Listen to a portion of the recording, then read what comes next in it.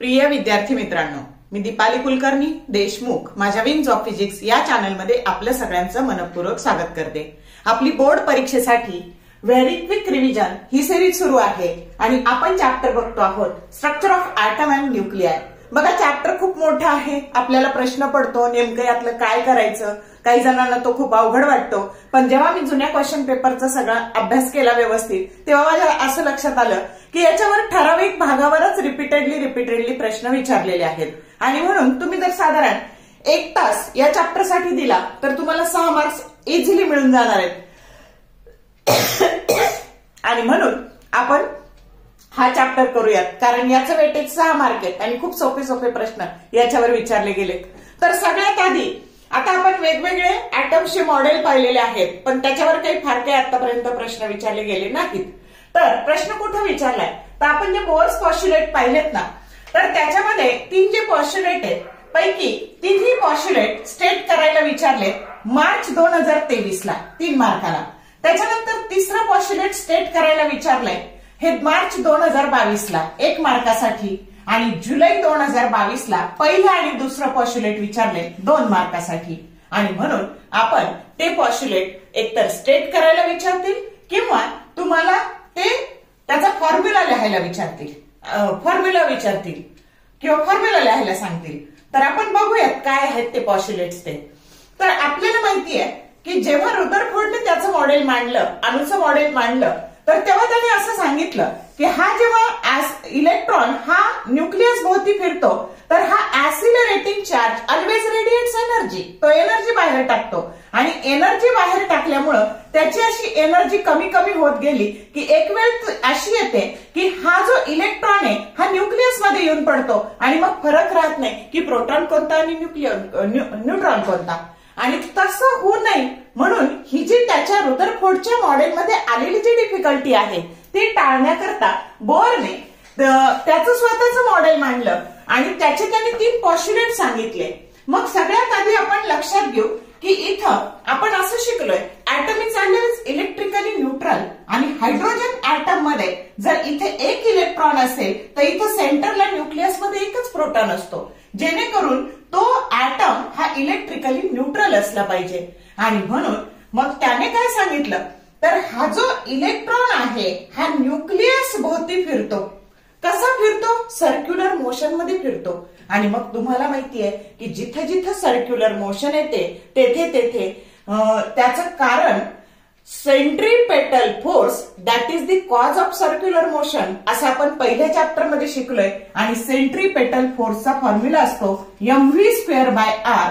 मग हा जो सेंट्रीपेटल फोर्स आहे तो कशाने बॅलन्स केला जाईल इथे, तर इथे तो बॅलन्स केला जातो। आता 2 चार्ज आले, एक पॉझिटिव्ह आणि एक निगेटिव्ह, की तिथे इथं 2 चार्जेस मधला जो फोर्स आहे आणि ते किती अंतराने सेपरेट झाले तर ते आर्यन इतक्या अंतराने सेपरेट झाले, कारण या ऑर्बिटची जी रेडियस आहे ती आर्यन इतकी आहे। आणि मग जेव्हा 2 चार्जेस अशी काहीतरी अंतराने सेपरेट होतात तर त्यावेळेस त्यांच्यामधलं जे अंतर आहे तिथे येतो कुलम्ब्स फोर्स इन इलेक्ट्रोस्टॅटिक्स आणि तो असतो 1/4πε0।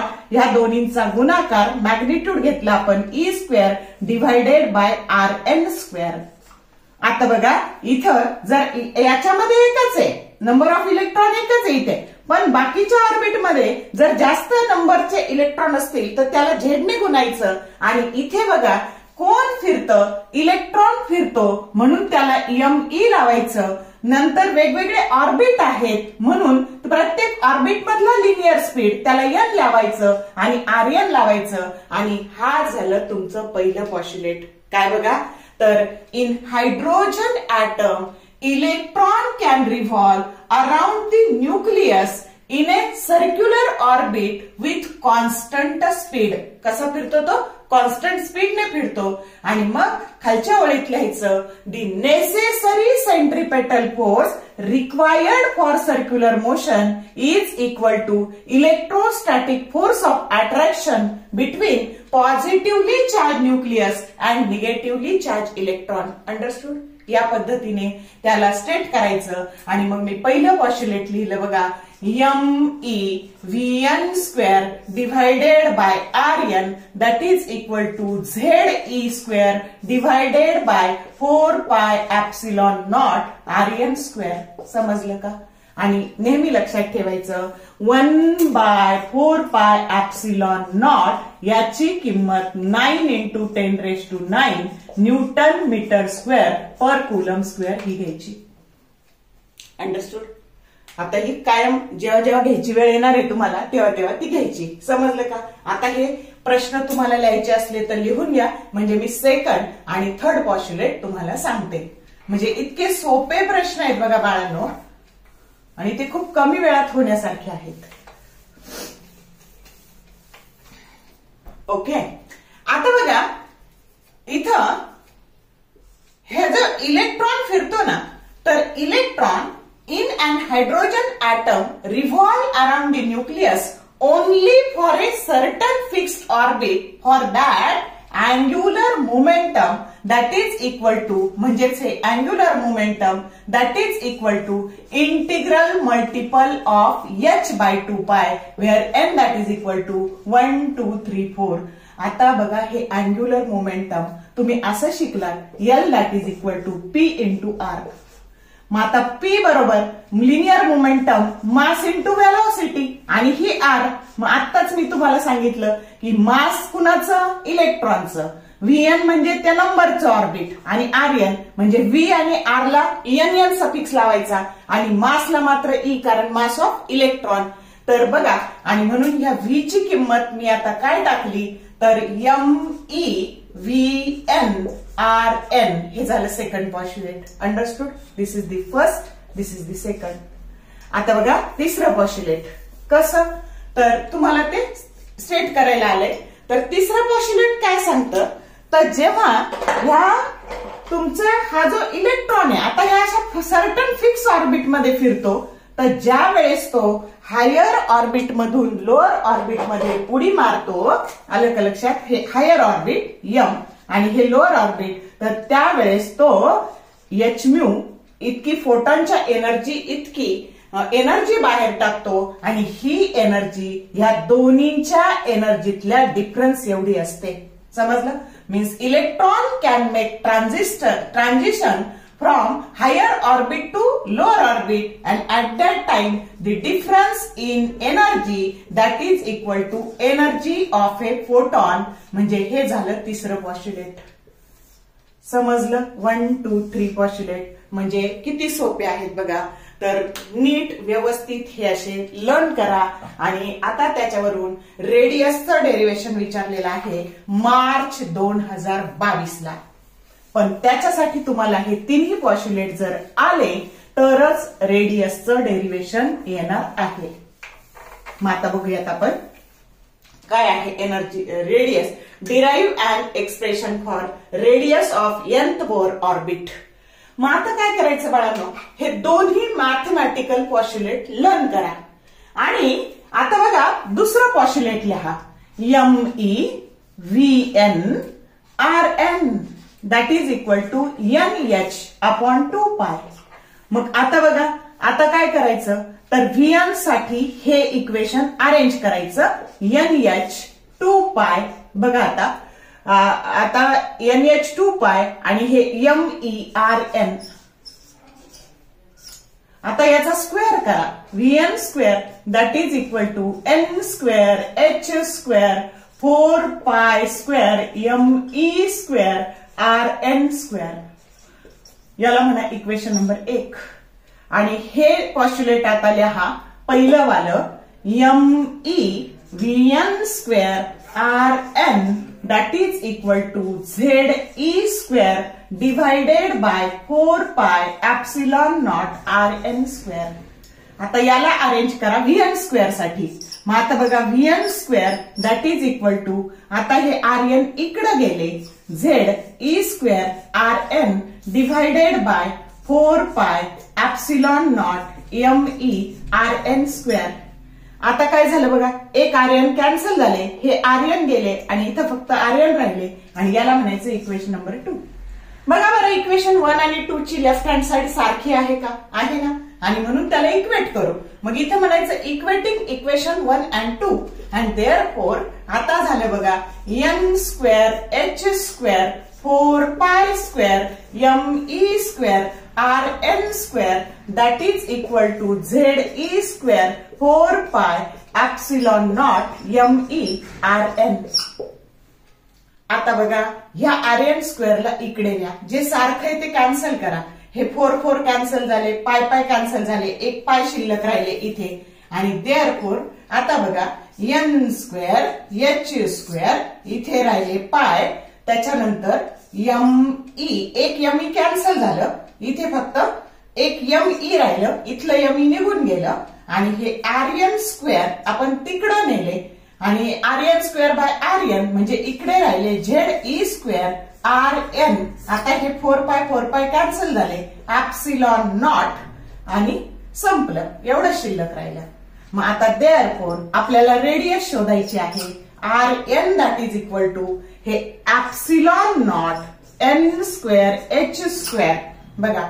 आणि आता पाय me ze स्क्वेअर मिळालं रेडियसचं डेरिवेशन. कळतंय का? या पद्धतीने. आता हे झालं रेडियसचं डेरिवेशन. आता इथं काय करायचं तर झेडची किंमत 1 टाकायची. हायड्रोजन ऍटम साठी झेड 1 आहे. आणि मग आता बघा आता काय झालं तर आता हे n स्क्वेअर बाजूला घ्या आणि इथे कंसात लिहा एप्सिलॉन नॉट h स्क्वेअर पाय me इंटू e स्क्वेअर.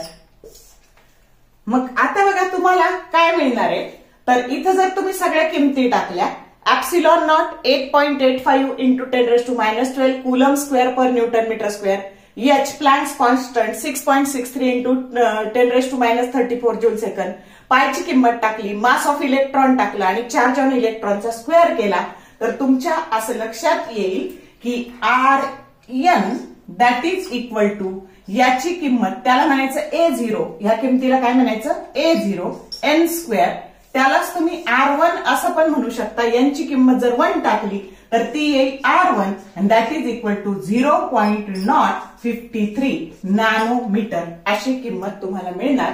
आणि ही जी a0 आहे किंवा r1 आहे याला म्हणायचं बोर रेडियस. काय म्हणायचं त्याला? Bore radius. मग आता याच्याहून काय तुमच्या काय म्हणता येईल तुम्हाला? जर तुम्हाला लिहायचं असेल तर ह्या पद्धतीने लिहून घ्या. मग आता बघा आपल्याला काय म्हणता येईल तर मी फक्त एवढंच इथं रफ करते, बाकी आता परत मला हे लागणार आहे न्यूमरिकल साठी. आणि म्हणून मग आता काय झालं तर हा जर कॉन्स्टंट असेल तर rn that is directly proportional to n square. ह्या चॅप्टर मध्ये हे प्रपोर्शनल सगळ्याचं नीट लक्षात ठेवायचं. मग radius of the nth Bohr orbit that is directly proportional to the square of the principal quantum number. समजलं? मग आता कोणत्याही ऑर्बिटची तुम्हाला रेडियस काढता येईल. कशी काढायची तर आता जर मला r1 मला मिळाली आहे, r1 किती आहे 0.053 नॅनोमीटर आहे. आणि जर तुम्हाला आर्मस्ट्रॉंग युनिट मध्ये करायची असेल तर 0.53 आर्मस्ट्रॉंग युनिट. आलं का लक्षात? मग आता बघा r2 घ्यायची झाली तर r2 बरोबर a0 ची किंमत, ही a0 म्हणजेच r1 आहे. मग ह्याची तुम्हाला r1 किंवा a0 n स्क्वेअर. मग आता हे n म्हणजे 2 आहे, दुसरं ऑर्बिट, म्हणजे याला तुम्हाला कितीने गुणायचंय तर 0.053 ला तुम्हाला 4 ने गुणायचंय. मग r3 करताना तुम्हाला a0 n स्क्वेअर म्हणजे इथं 9 ने गुणायचंय, ह्या किमतीला 9 ने गुणायचंय. अशा 5 किमती. r4 करताना 16 ने गुणायचंय आणि r5 करताना 25 ने गुणायचंय आणि 5 रेडियसच्या किमती काढायच्या आहेत. आणि आता तुम्हाला याच्यावर ह्या फॉर्म्युल्यावर आणि ह्या फॉर्म्युल्यावर बोर्डाला आलेले 2 प्रश्न आपण बघूयात. मग आता काय आहे ते प्रश्न तर तुमच्या पुस्तकातला, आता मी जे लागत नाही ते रफ करते.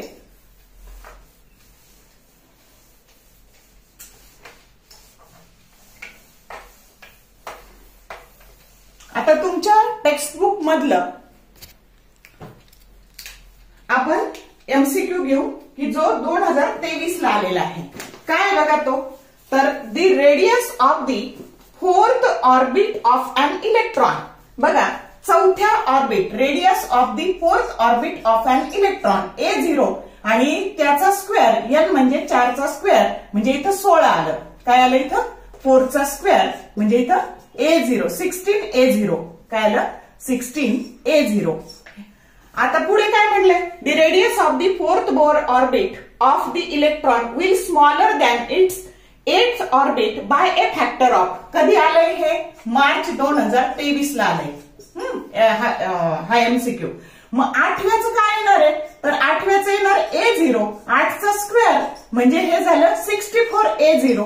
आणि म्हणून तुम्हाला विचारलंय की चौथे कितीने लहान असेल, तर आपल्याला दिसतंय कितीने लहान 64 भागिले, आता जर समजा तुम्ही फोर्थ ऑर्बिट म्हणजे R4 भागिले R8 that is equal to, आता हे 16A0 भागिले 64A0 16 64 म्हणजे 1/4 आणि म्हणून हे R4 बरोबर R8 डिवायडेड बाय 4 म्हणजे कितीने लहान आहे, हे 4 ने लहान आहे. म्हणून तिथं ऑप्शन आहेत बघा, A2 आहे, B4 आहे, C8 आहे आणि D16 आहे. तर उत्तर काय आलं मग तुमचं B4.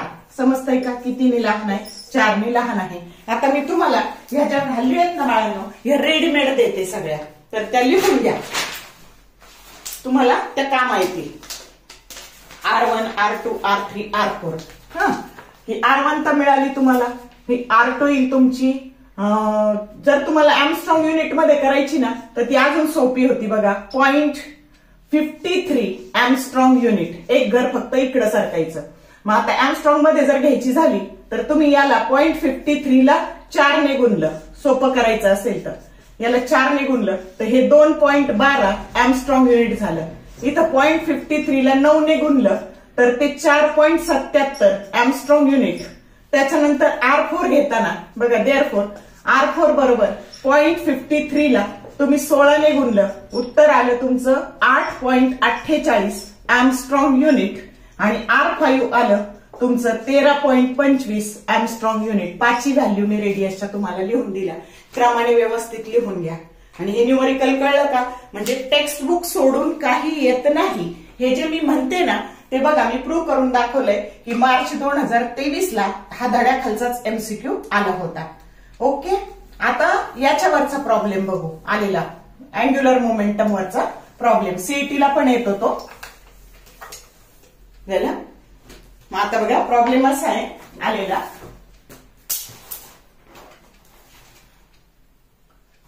मार्च 2024 ला. कधी आलाय, मार्च 2000. आता तुम्हाला माहितीये यालाच आपण LN म्हणतो, अँग्युलर मोमेंटम. मग आता प्रॉब्लेम असा आहे, calculate the change in angular momentum of electron when it jumps from third orbit to first orbit in hydrogen atom. म्हणजे हे पहिलं ऑर्बिट, हे दुसरं ऑर्बिट, हे तिसरं ऑर्बिट. आता याने तिसऱ्या ऑर्बिट मधून पहिल्या ऑर्बिट मध्ये उडी मारली तर आपल्याला त्याचं चेंज इन अँग्युलर मोमेंटम काढायचंय. काय काढायचंय, चेंज इन अँग्युलर मोमेंटम. मग सरळ अँग्युलर मोमेंटमचा आधी फॉर्म्युला लिहायचा, NH 2000 मार्च 2024 ला आलाय बघा, हा 2 मार्काला. मग NH/2π. मग तिसऱ्या ऑर्बिटचं काय येणार आहे, 3H/2π. आणि पहिल्या ऑर्बिटचं काय येणार आहे, L1 बरोबर. तर इथं N ची किंमत 1 टाकली तर H/2π. मग आता आपल्याला काढायचं डिफरन्स. मग देअरफोर L3 मायनस L1 बरोबर 3H/2π मायनस H/2π. आता आपण H/2π कॉमन काढले तर आतमध्ये 3 मायनस 1 3 मायनस 1 2 2 2 काय झाले, कॅन्सल झाले आणि शिल्लक राहिलं H/π. आता H ची किंमत टाकायची 6.63 इंटू 10⁻⁻34 आणि पायची किंमत टाकायची 3.142 आणि त्याने भागायचं तर ते उत्तर येईल बघा. आता दिसते आपल्याला 3च्या साधारण दुप्पट येत आहे. उत्तर येतं बघा 2.101 L3 मायनस L1 2.101 इंटू 10⁻34. आता युनिट बघा, हा अँग्युलर मोमेंटमचं. आता मासचं युनिट किलोग्राम, व्हेलॉसिटीचं युनिट मीटर पर सेकंद आणि रेडियसचं युनिट मीटर. म्हणजे नसलं तरी तयार करता येईल काय, kilogram metre square per second. हे झालं अँग्युलर मोमेंटमचं युनिट आणि हे झालं उत्तर. अंडरस्टूड? असं तुम्हाला कोणत्याही ऑर्बिटचं विचारलं तर येईल की नाही सोडवता? Yes or no? कळतंय? बघा,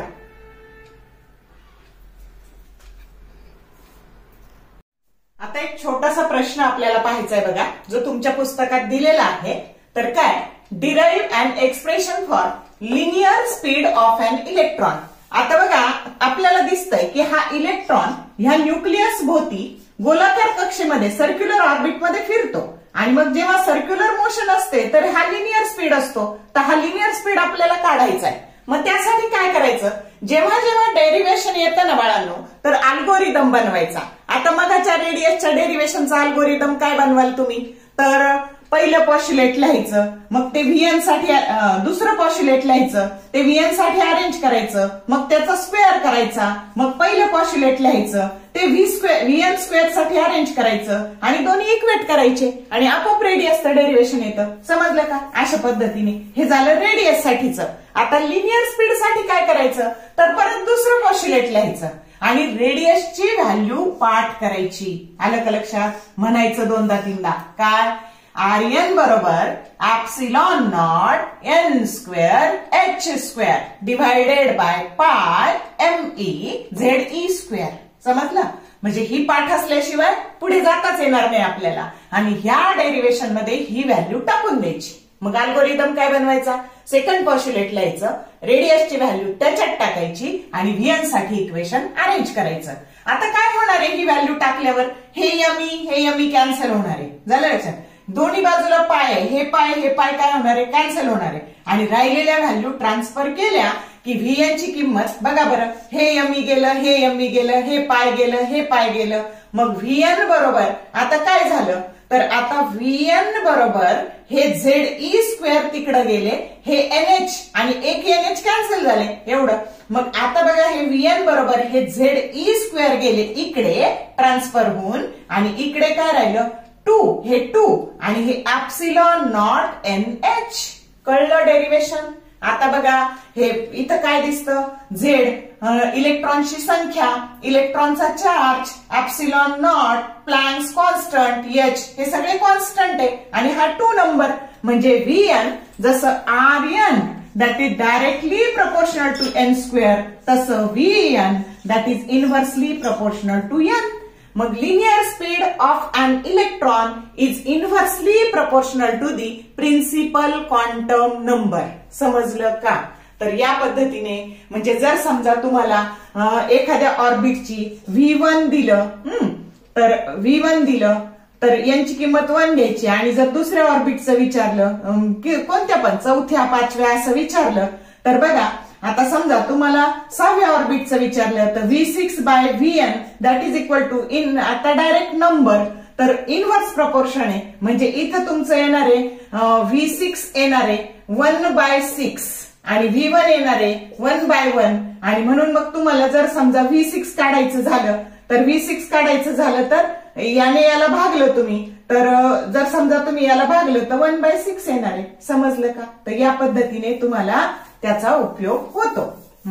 जसं आपण कोणत्याही ऑर्बिटची रेडियस काढली का याने कॉन्स्टंट ठेवून, तसं कोणत्याही ऑर्बिटचा लिनियर स्पीड काढायला किंवा सीईटीला न्यूमेरिकल सोडवायला हे आपल्याला उपयोगी येतं. समजलं?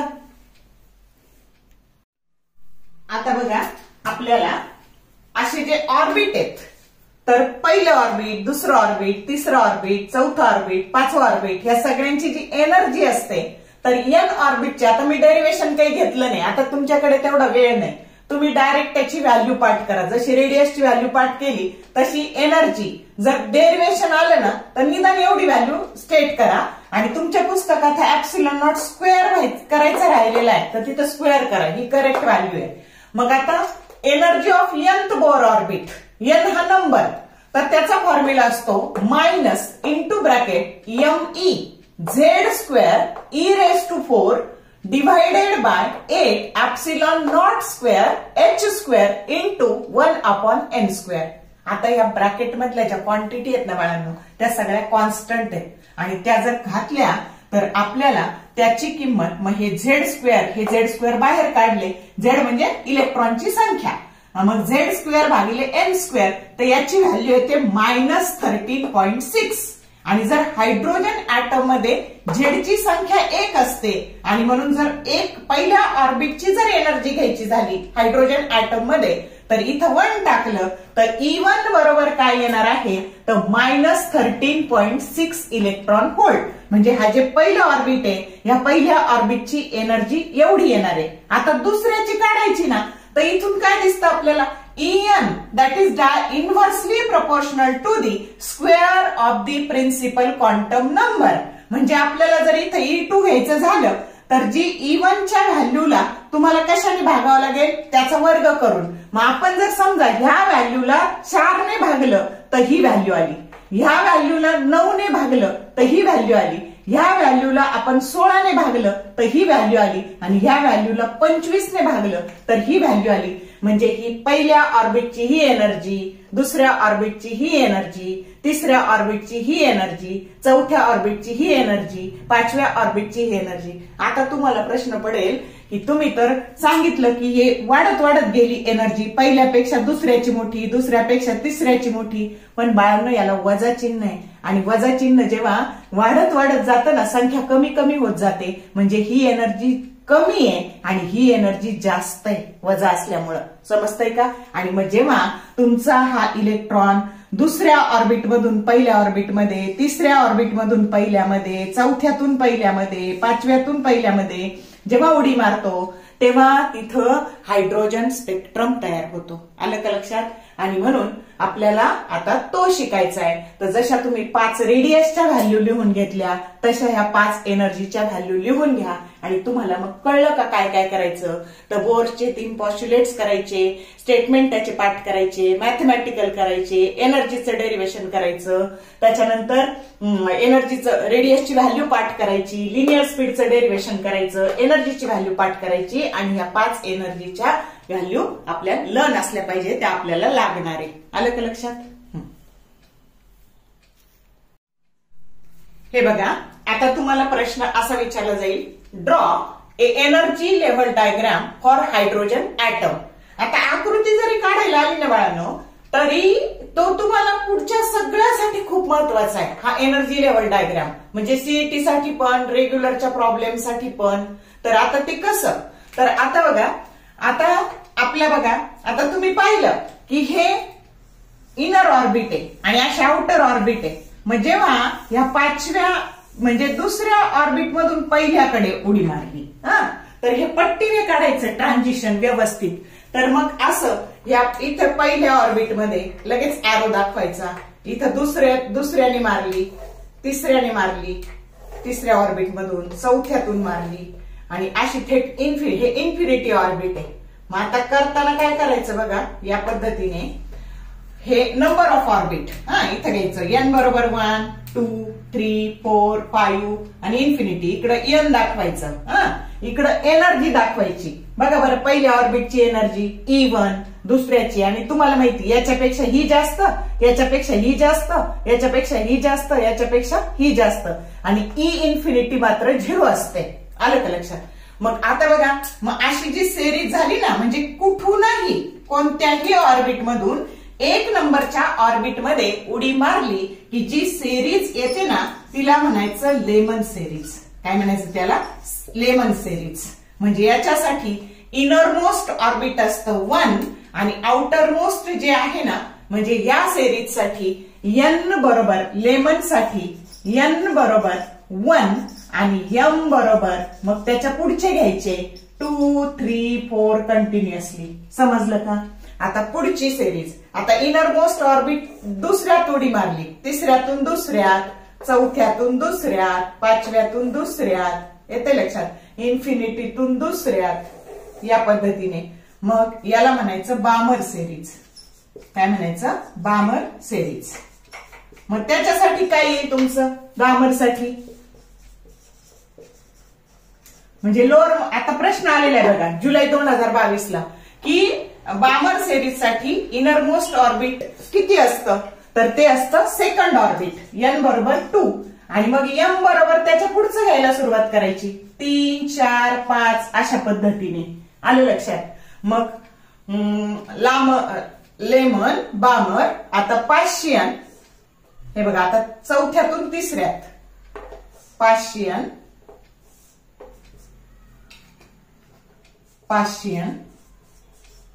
मग त्याच्यासाठी एन बरोबर काय येणार आता तुमचं पाशियन साठी? एन बरोबर 3 आणि एम बरोबर 4, 5, 6 पाशियन. आता ब्रॅकेट पुढची इथं तुमच्या पुस्तकात एवढंच दाखवलंय ना, तर आपण एवढ्याच काढायच्या. आलं का लक्षात? जास्त 5 नाही काढायची, जेवढी दाखवली तेव्हा. मग पुढची जर घेतली ना तर ती येते ब्रॅकेट. त्याच्यासाठी एन बरोबर 4 आणि एम बरोबर त्याच्या पुढचे 5, 6, 7 कंटिन्युअसली आणि फंड प्रिफंड.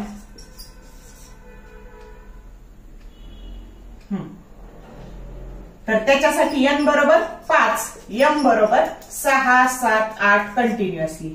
समजलं का? आणि मग आता या ज्या लाईन असतात त्याला प्रत्येकाला त्याची स्वतःची वेवलेंथ असते. आलं का लक्षात? आणि मग आता ही पहिली जी लाईन आहे ना, हिची वेवलेंथ, हिला लॉंगेस्ट वेवलेंथ म्हणायचं. आणि इन्फिनिटीतून जेव्हा ते खाली इथं उडी मारणार याला शॉर्टेस्ट वेवलेंथ असं म्हणायचं. आणि ह्या शॉर्टेस्ट वेवलेंथला सेरीज लिमिट असं पण म्हणतात. म्हणजे प्रत्येक सेरीजची जी पहिली लाईन आहे ती त्याची लॉंगेस्ट वेवलेंथ आहे आणि ही जी लाईन आहे इन्फिनिटीतून आलेली जी लाईन आहे ती त्याची शॉर्टेस्ट वेवलेंथ आहे. आणि आता आपल्याला शिकायचंय प्रत्येक लाईनची लॉंगेस्ट आणि शॉर्टेस्ट वेवलेंथ. कधी त्याचा तुम्हाला एकाचा दुसऱ्याशी रेशो विचारला जातो. आलं का लक्षात? तर त्या पद्धतीने मग आता याचे रिजन आहेत वेगवेगळे. तर हे आहे ही सिरीज कुठे असते? तर बघा लेमन सिरीज ही तुमचा जो इलेक्ट्रोमॅग्नेटिक स्पेक्ट्रम आहे की जो गॅमा, एक्स, यूव्ही आहे ना, तर visible, infra, micro, radio, infra, micro आणि रेडिओ असा जो इलेक्ट्रोमॅग्नेटिक वेव्हचा जो स्पेक्ट्रम आहे, तर ही सिरीज कोणत्या रिजन मध्ये असते? अल्ट्राव्हायोलेट मध्ये. बामर सिरीज कुठे असते? विजिबल. हे बघा हे अल्ट्राव्हायोलेट आणि हे विजिबल. तर ही कुठे असते? विजिबल मध्ये. आणि ही कुठे असते? इन्फ्रारेड मध्ये. समजलं का? इलेक्ट्रोमॅग्नेटिक स्पेक्ट्रमच्या. आणि सगळ्यात आधी कोणती सिरीज सापडली असा जर प्रश्न आला तर तुम्ही हे उत्तर देणार, पण ती नाहीये. सगळ्यात आधी ही सिरीज सापडलेली आहे. बामर सिरीज या आधी शोधलेली आहे. मग आता आपल्याला त्याची शॉर्टेस्ट वेवलेंथ, लॉंगेस्ट वेवलेंथ आपल्याला बघायची. पण ते बघण्यापूर्वी आधी आपल्याला शिकायचं एक्सायटेशन एनर्जी. काय शिकायचं? Excitation energy. आता एक्सायटेशन एनर्जी पाहताना काय करायचं? तर ही जी आहे ना हिला म्हणायचं ग्राउंड स्टेट. काय म्हणायचं? ही ग्राउंड स्टेट. आता ग्राउंड स्टेट मधून जर इलेक्ट्रॉनला इथे न्यायचं असेल, आता ह्या पुढच्या आहे ना ह्या एक्सायटेड स्टेट असतात. ही सगळ्यात स्टेबल स्टेट असते. एनर्जी कमी असते ना त्याच्यामुळे ही स्टेबल स्टेट असते. मग इलेक्ट्रॉनला जर इथून इथं न्यायचं असेल म्हणजे ग्राउंड स्टेट मधून एक्सायटेड स्टेट, मग ही सेकंड एक्सायटेड स्टेट किंवा त्याला तुम्ही फर्स्ट एक्सायटेड स्टेट म्हणू शकता, second, third excited, fourth excited. तर तुम्हाला त्याला एनर्जी पुरवावी लागते. आणि म्हणून मग आता त्याची एक्सायटेशन एनर्जी जर काढायची तर काय बघा, तर Wien the excitation energy, that is the energy required to take the electron from ground state to excited state. मग ही फर्स्ट एक्सायटेड स्टेट आहे. मग आता बघा तुम्हाला काय करावं लागेल? E2 मायनस E1 करायचं. मग E2 किती आहे तुमचं? -3.4 आणि मायनस 13.6 आहे ना. आणि म्हणून मग हे मायनस मायनस प्लस झाले आणि 13.6 मधून तुम्ही 3.4 जर वजा केले तर हे झाले 2 आणि हे 10.2 प्लस 10.2 म्हणजे ह्या स्टेटची एक्सायटेशन, सेकंड स्टेटची एक्सायटेशन एनर्जी किती आहे? 10.2 इलेक्ट्रॉन व्होल्ट. समजलं? एन बरोबर 2 साठीची. आता एन बरोबर 3 साठीची जर करायची ना तर ह्या व्हॅल्यूतून किती वजा करायचे? हे 1.51 वजा करायचे. काय करायचे? 1.51 वजा करायचे.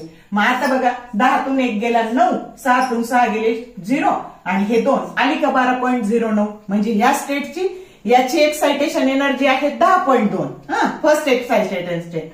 ही सेकंड एक्सायटेशन स्टेट त्याची ही आहे.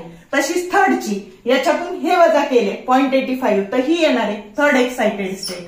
ही फर्स्ट एक्साइटेड स्टेट, ही सेकंड एक्साइटेड स्टेट आणि हे थर्ड.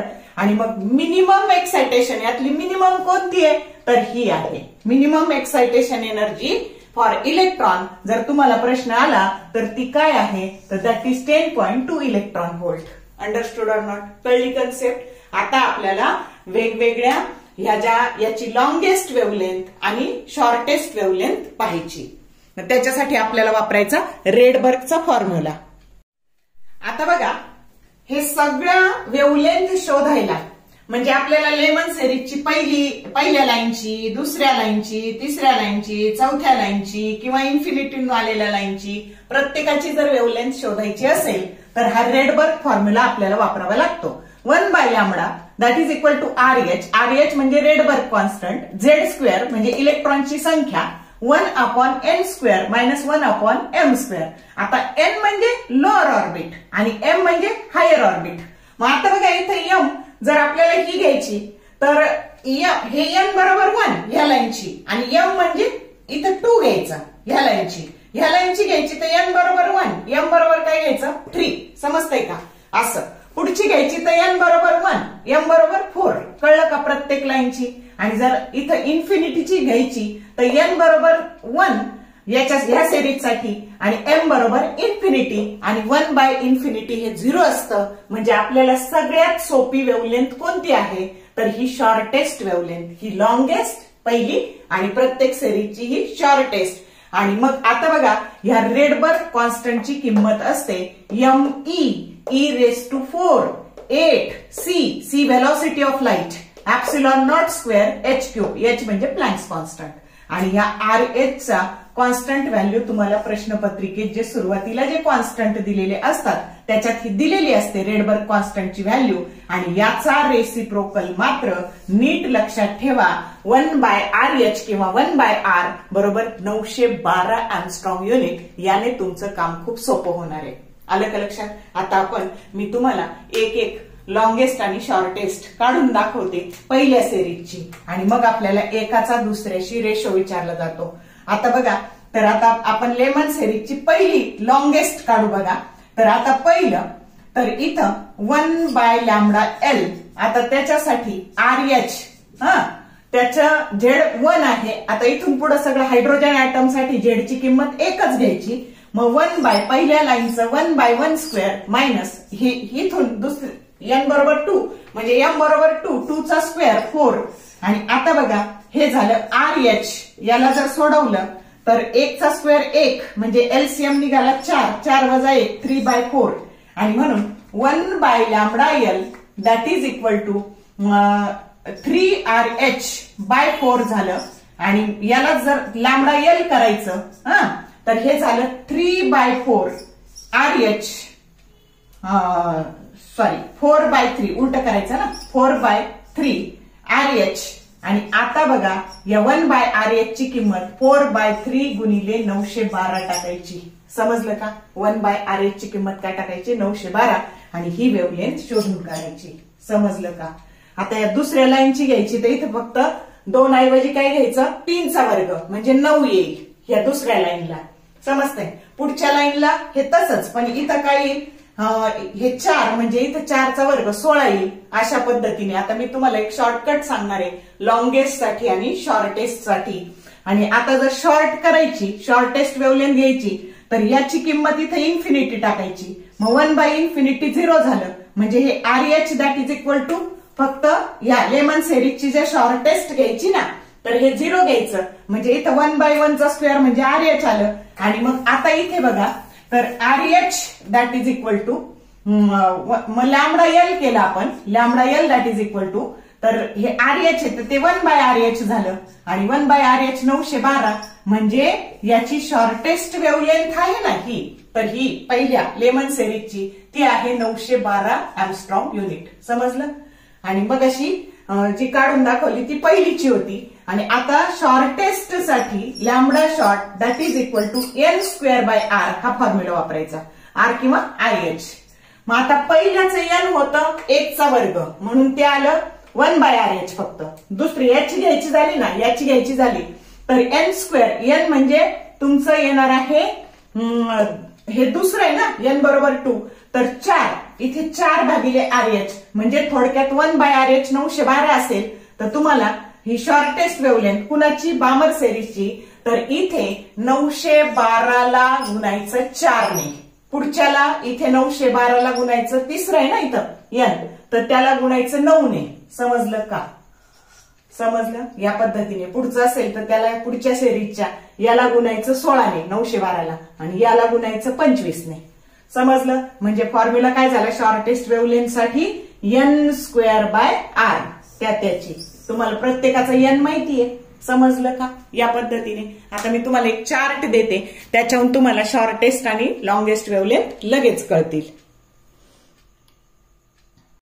हा चार्ट आहे ना, मी तुम्हाला एका सेरीज साठी समजून सांगते, मग बाकीच्या सेरीजला तुम्हाला आपोआप कळेल. आता तुम्हाला माहितीये पहिली सेरीज आहे लेमन सेरीज, एन बरोबर 1 आहे, एम बरोबर 2, 3, 4 कंटिन्युअसली. मग आता लॅम्बडा मिनिमम, लॅम्बडा एस म्हणजे शॉर्ट मिनिमम, किंवा त्याला सेरीज लिमिट असं म्हणतात. शॉर्टेस्ट वेव्हलेंथचं नाव काय असतं? Series limit. म्हणजे जर तुम्हाला आलं calculate the series limit for Lyman series, तर त्याची शॉर्टेस्ट वेव्हलेंथ काढायची आहे. आता मी सांगितलं N square by R, N याचा आहे 1 म्हणजे याचं आलं 1/r, याचं आलं 1/r. मग आता लॅम्बडा मॅक्स साठी फॉर्म्युला असतो एन गुणिले एम. आता तुम्हाला ह्या दोनचं काढायचं, दुसऱ्या म्हणजे पहिली लाईन, लेमन सेरीजची पहिली लाईन, तर एन बरोबर 1 आणि एम बरोबर 2. तर इथं फॉर्म्युला घ्यायचा बघा, लॅम्बडा मॅक्स कशी काढायची, तर एन गुणिले एम म्हणजे 2 गुणिले 1 आणि त्याचा वर्ग, 2 चा वर्ग 4 आणि एन प्लस एम म्हणजे 2 अधिक एन 3 आणि त्याला गुणायचं आर ने. समजलं का? आणि लॅम्बडा मॅक्स भागिले तुम्हाला ह्याच याचा जर तुम्हाला विचारलं की मॅक्सिमम टू मिनिमम रेशो किती, तर मॅक्सिमम टू मिनिमम रेशोला असतं एन प्लस 1 चा स्क्वेअर. आता एन आहे 1, 1 प्लस 1 चा स्क्वेअर 2, 2 चा स्क्वेअर 4 आणि आता बघा 2n प्लस 1, 2n म्हणजे 1, 2 प्लस 1 म्हणजेच काय झालं 2 प्लस 2 इंटू 1 म्हणजे 2 प्लस 1 हे झाले 3. म्हणजे याचा lambda max to lambda minimum याचा याच्याशी रेशो 4/3 आणि तुम्ही करून बघा 4/3r आणि त्याला भागिले 1/r म्हणजेच r/1, r कॅन्सल झाले, आले का 4/3. समजतंय का? तर या पद्धतीने मी एका सिरीजचं काढून दाखवलंय. आणि आता बघा हा जो चार्ट आहे तो काळजीपूर्वक बघा आणि म्हणजे तुम्हाला सगळ्या सेरीजची लॉंगेस्ट आणि शॉर्टेस्ट वेव्हलेंथ कळेल आणि त्याच्यावर खूप सारे प्रश्न आलेले आहेत. नीट बघा काळजीपूर्वक.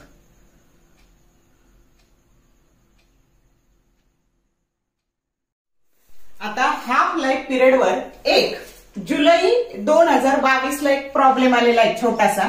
आता बरेचसे प्रश्न रिपीट पण होतात, मग तो जर रिपीट झाला तर तुम्हाला कळावं म्हणून मी तेवढा एक न्यूमरिकल घेतलंय. बाकी मी तुम्हाला न्यूक्लिअर फिशन, न्यूक्लिअर फ्युजन याचा डिफरन्स सांगितलेला आहे. त्याच्यानंतर तुम्हाला पुढचा भाग करायचा तर करा, पण मॅक्सिमम प्रश्न ह्याच सगळ्या भागावर आलेले आहेत. मग half life period that is equal to 0.693 divided by lambda. ह्या लॅम्बडाला म्हणायचं डीके कॉन्स्टंट. फॉर्म्युल्याहून गणित असं विचारलेलं आहे बघा 2022 ला. The half life of nuclear species is 1.386 years. किती म्हणजे T1 हाफ हे दिलेलं आहे 1.386 years. Calculate the decay constant म्हणजे लॅम्बडा काढायचा आहे. मग हा झाला डाटा. आता फॉर्म्युल्यात हा झाला फॉर्म्युला. मग फॉर्म्युल्यात डीके कॉन्स्टंट काढायचा तर लॅम्बडा बरोबर 0.693 डिवायडेड बाय T1 हाफ आणि जर तुम्ही इथं किंमत टाकली 0.693 डिवायडेड बाय 1.386 तर याच्या हे दुप्पट असतं म्हणजे उत्तर आलं 1/2 किंवा 0.5 पर इयर. काय येईल तुमचं पर इयर. हे झालं युनिट. म्हणजे जर हे रिपीट झालं तर तुमच्या लक्षात यावं की हे उत्तर 0.5 किंवा 1/2 पर इयर आहे. तर या पद्धतीने आपण डीके कॉन्स्टंट कॅल्क्युलेट केलेला आहे. तर बघा हा चॅप्टर तसा खूप मोठा आहे पण मी हा बराच धावता कव्हर केलेला आहे. तर तुम्हाला बराच फायदा होईल. निदान पॉस्ट्युलेट्स करून जा, एनर्जी लेवल डायग्राम करून जा. समजलं का? जितकं करता येईल त्याचं तेवढं करा. ओके. जर व्हिडिओ आवडला लाईक करा, शेअर करा, कमेंट करायला विसरू नका. All the best for your study and exam. Thank you for watching this whole video.